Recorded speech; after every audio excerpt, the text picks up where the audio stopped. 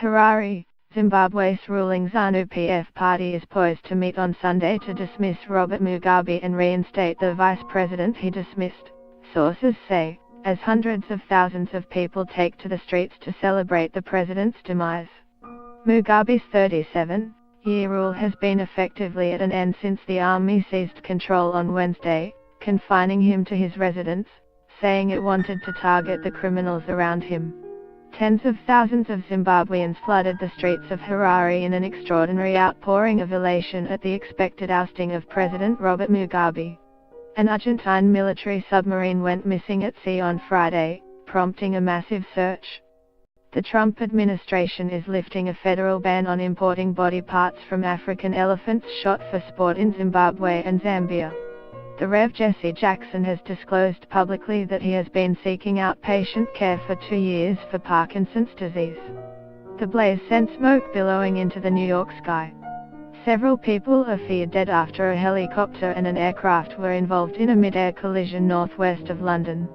The wife of Alabama Senate candidate Roy Moore says he won't step down in the face of sexual misconduct allegations. Tens of thousands of Zimbabweans flooded the streets of Harare in an extraordinary outpouring of elation at the expected ousting of President Robert Mugabe.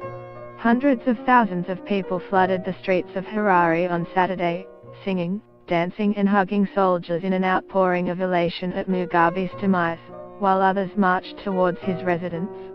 In scenes reminiscent of the downfall of Romanian dictator Nicolae Ceausescu in 1989, men, women and children ran alongside the armored cars and the troops who stepped in this week to oust the only ruler Zimbabwe has known since independence in 1980.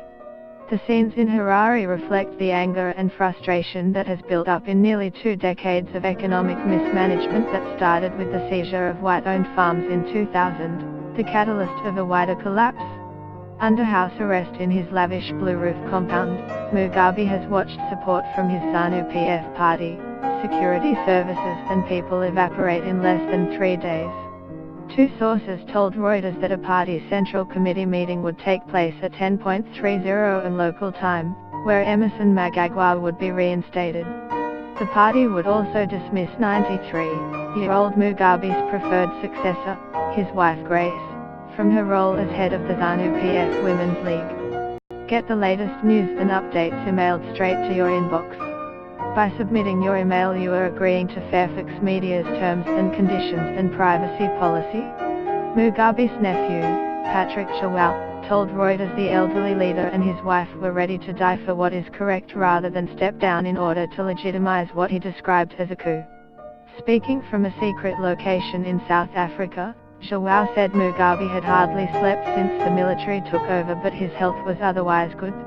On Harare streets, Zimbabweans spoke of a second liberation for the former British colony, alongside their dreams of political and economic change after 2 decades of deepening repression and hardship.